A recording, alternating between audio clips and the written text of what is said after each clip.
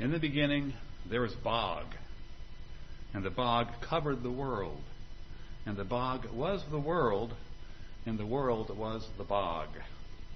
But the bog was lonely. It wanted a world. It wanted eyes with which to see the world. It wanted a strong back with which to carry itself from place to place. It wanted legs to walk and hands to touch and a mouth that could sing. And so the bog was a beast, and the beast was the bog. And then the beast sang the world into being. And the world and the beast and the bog were all of one substance, and they were bound by infinite love.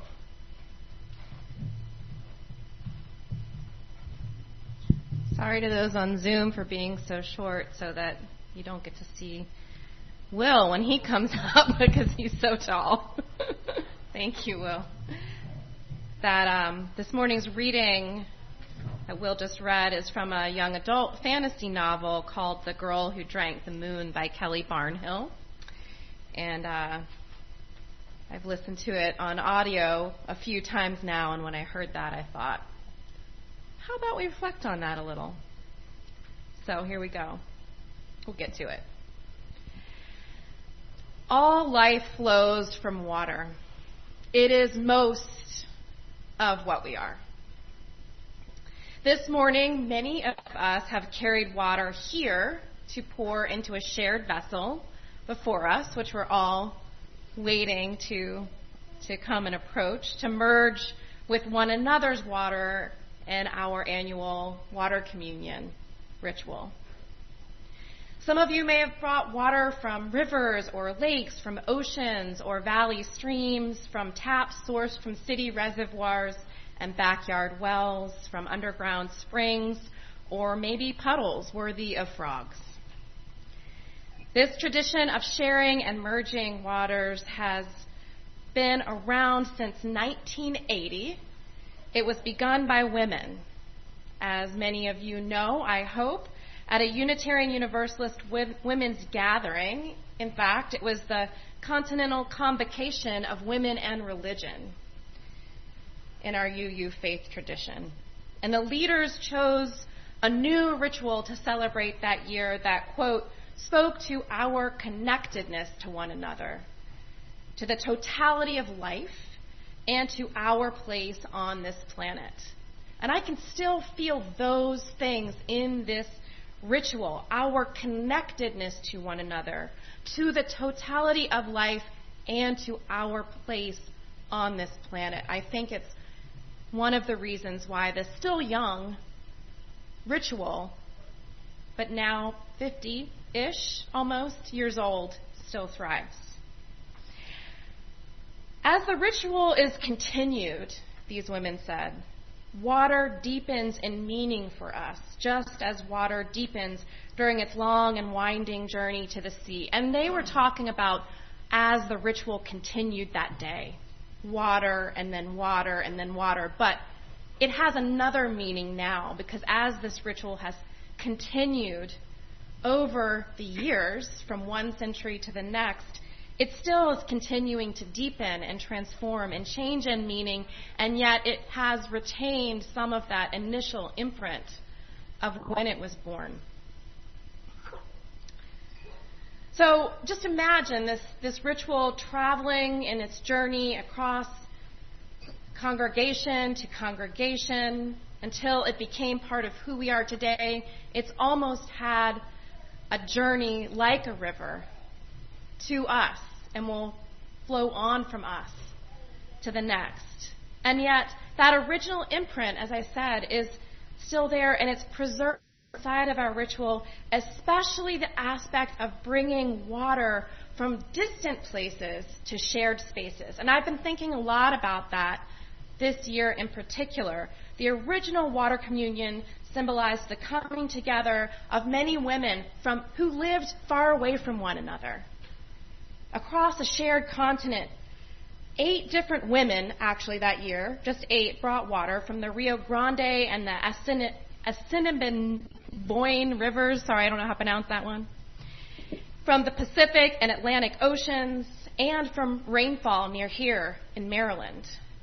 And as they each share the significance of these disparate waters, pouring one into another, molecules merging in an earthenware bowl, actually, like the one that we have today, this coming together from far-off places came to symbolize their mutual interconnectedness, not just with one another, although I'm sure that was a powerful part of it, but with an interconnectedness of all things.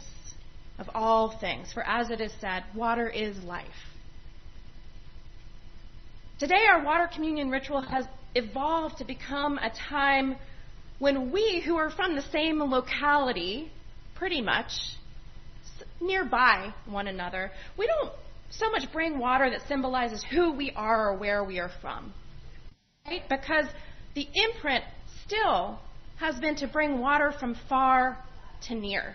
And that interests me because I think it felt different when each person brought water from here. Here I am, and I will bring this water that is of me to you and join with you. And so I'm not going to yuck anybody's yum too hard, but I do wrestle with this a little bit when it has become about I traveled there. And I'm going to bring what I saw, but that is not what of me. And I traveled here. It's just different, right? It's just different. And we know that folks who got it from their yard feel a little diminished, right? Maybe not all of you. But it can have that kind of feeling sometimes. And that interests me. I've been thinking about that. It's almost like a reverse. It's almost like a mirror. However, I don't want to yuck it too hard because there is a very nice thing, and I think this is why we do it. They did it in October, why we do it during ingathering. We have been apart. This congregation isn't even together in July. We've been separate from one another, and we're bringing things back together. And that energy, I think, and that part of the ritual is part of why it's so powerful. It aligns with the end of summer harvest and the beginning of our children's school year.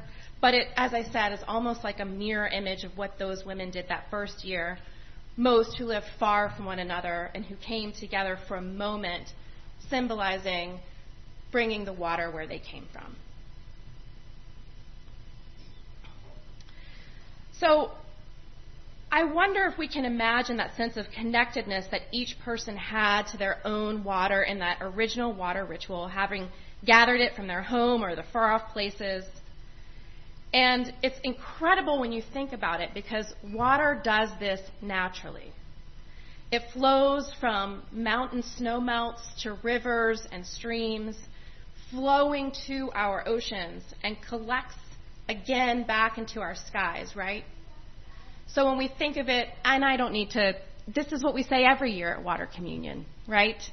That the water cycle and it flowing from one place to the next, and that we know it's going to travel beyond us, and yet water from Africa is raining down on us now in the clouds, right?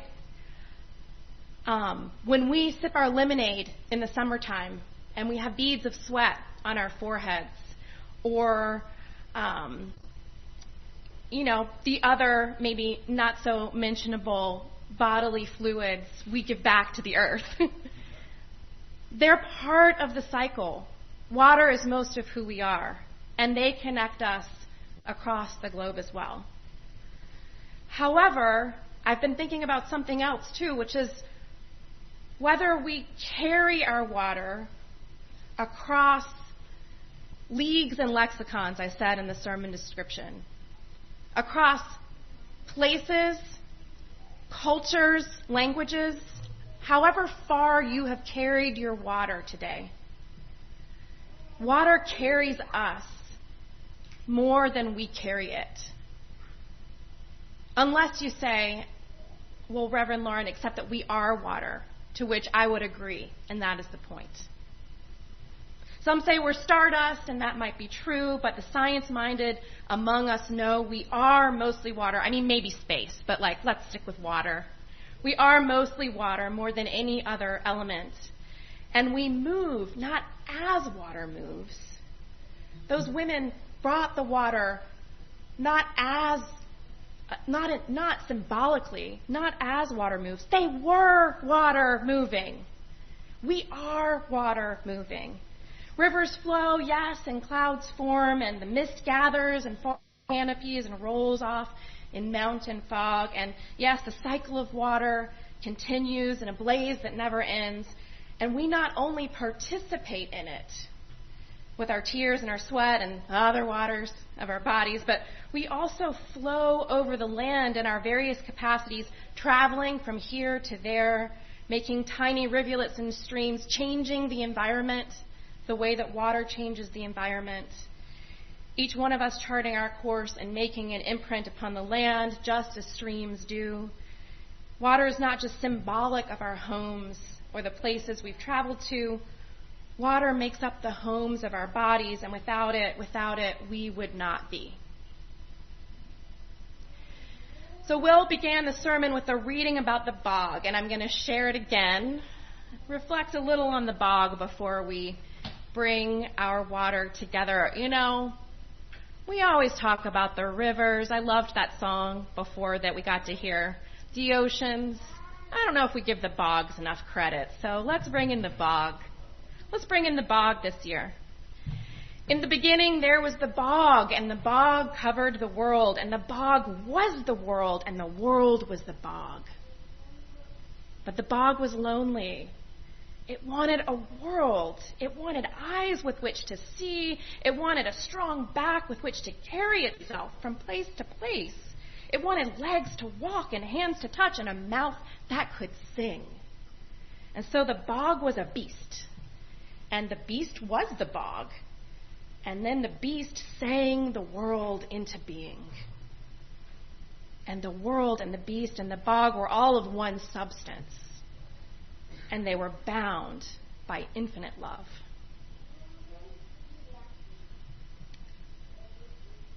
In Kelly Barnhill's book, The Girl Who Drank the Moon, 𝘞𝘪𝘭 is the name of the bog monster. He's kind and a mammoth creature who befriends a 500-year-old witch and who only speaks in poetry.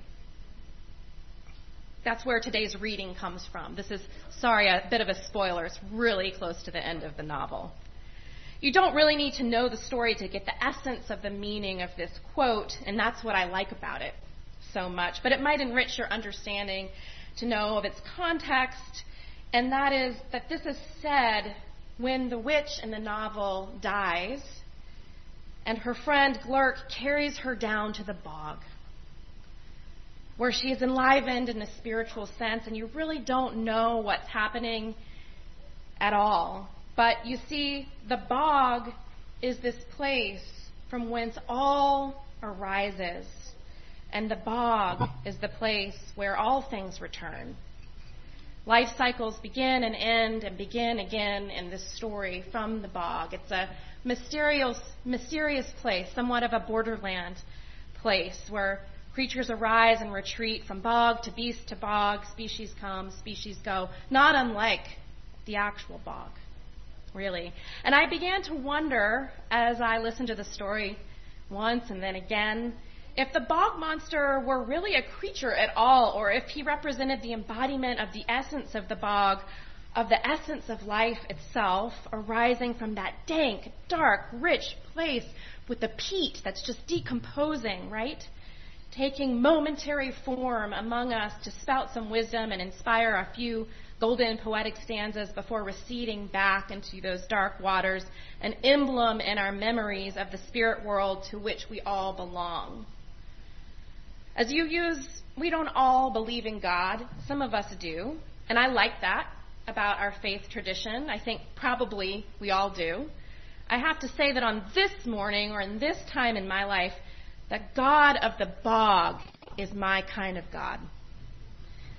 The God of the bog, of richness and watery depths that bring us all into being and receives us when we're done, that's a God that has meaning for me. So I'd like you to close your eyes if you like and just imagine this ancient, original, bog, an expanse of water reaches before you, speckled with patches of green sphagnum moss. Sparse and spindly trees spout directly from the water. The water of the bog is still, perfectly still, and dark. It may speak to you of finality or decay. But as you look closer, this place of ancient secrets also holds the keys to profound transformation and life. It is an ecosystem of complex, interconnected being. And another thing about bogs is that they preserve memory. The decay of the peat over time is so acidic that things are preserved in the bog for unfathomable lengths of time. Bogs preserve memory just as we do, just as we have by perpetuating the ritual that we will participate in today. Bogs are made up of what is called sky water. They're not fed by nearby bubbling brooks or underground streams, but from the rain or snow that fell and stayed. Sky water makes up bogs. The stillness of the bog is part of its magic, and because of this, bogs become ancient maps and mirrors of the memories that happened there. The bog is a natural historian and a living archive. Its acidic layers of peat organically preserving the past because of its dark, oxygen-poor depths, which would normally decay. That which would normally decay is perfectly preserved. You can open your eyes whenever you wish, or just keep being at the bog. Almost done here with the listening portion. Then we'll do the pouring portion. As Unitarian Universalists, we claim that our faith is a living tradition, and we like that. It's evolving. It's alive. I think that's healthy. Ever-changing and evolving. This is true about us, but we are not only a flowing river or a revolutionary faith or grandly evolved or the best at social justice or whatever else we may think we are. Those are our aspirations. Perhaps. We are also formed by our history. There are also things that we retain, good and not so great. The sky waters of our past are still among us, preserving ancient parts of who we have been and informing who we are. So I ask, what histories have been preserved in the peat of our memories, maybe in this place, for this community, even though it's not so old, or individually, or collectively?